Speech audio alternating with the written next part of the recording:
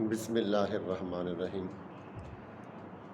جویائے حق کے اندر مولانا عبدالحلیم شرر بیان کرتے ہیں کہ سلمان فارسی رضی اللہ تعالیٰ عنہ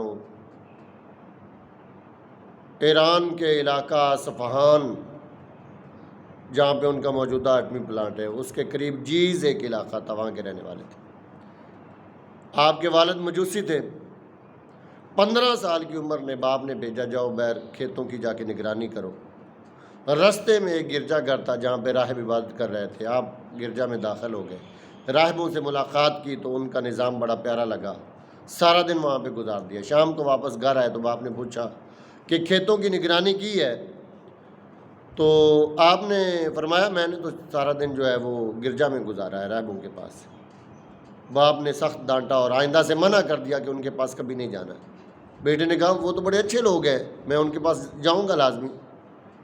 تو باپ کو یہ خوف لائق ہو گیا کہ کہیں یہ ان کے پاس جا کے عیسائی نہ ہو جائے اور اپنے اصلی مذہب سے بھی جائے، تو باپ نے زنجیریں ڈال کے گھر میں قید کر دیا۔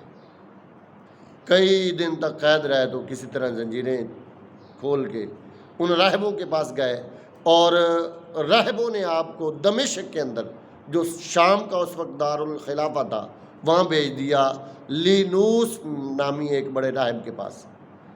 اس راہب نے آپ کو اپنے مریدوں میں شامل کر دیا، ساری زندگی اس کے پاس گزاری۔ جب وہ مرنے لگا تو اس کے حجرہ خاص سے سونے کے کئی مٹکے برآمد ہوئے۔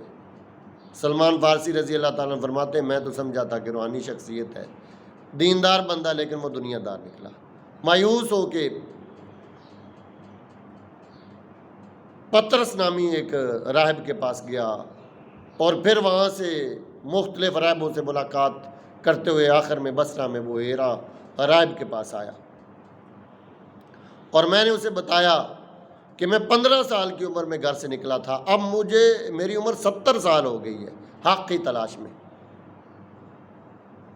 تو اس راہب نے پوچھا کیا تجھے مسیحیت کے اندر، عیسائیت کے اندر سکون نہیں ملا؟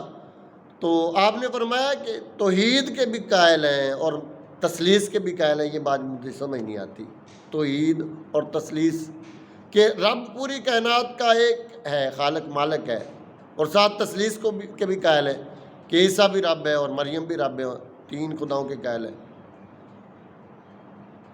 تو اس راہب نے بتایا کہ کئی سال ہوئے یہاں پہ عرب سے قافلہ آیا تھا جس قافلے کا سردار ابو طالب تھا، ان کے ساتھ ایک 10 سال کا بچہ تھا۔ میں نے اس بچے کے چہرے پر حق کا نور دیکھا تھا، جلوہ حق دیکھا تھا۔ وہ جس طرف دھوپ میں جاتا بادلوں پر سایہ کرتے ہوئے ساتھ چلتا تھا، درخت اسے سجدہ کرتے تھے، اور جس درخت کے نیچے قافلے والے بیٹھے تھے میں بھی وہاں موجود تھا۔ جب وہ بچہ وہاں پہ آیا تو سایہ نہیں تھا، دھوپ میں ہی بیٹھ گیا۔ درخت نے اپنی شاخوں کو جھکایا اور اس کے اوپر سایہ کر دیا۔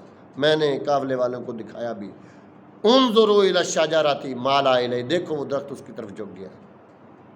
اب تو اس نے نبوت کا اعلان بھی کر دیا ہوگا۔ تو اگر تمہیں حق کی تلاش ہے تو تم حجاز کا سفر کرو۔ مکہ مدینہ اور اس کے ارد گرد علاقوں کو حجاز کہتے ہیں۔ تو اس وقت سلمان فارسی رضی اللہ تعالیٰ عنہ فرماتے ہیں کہ میں نے حجاز کا سفر کیا۔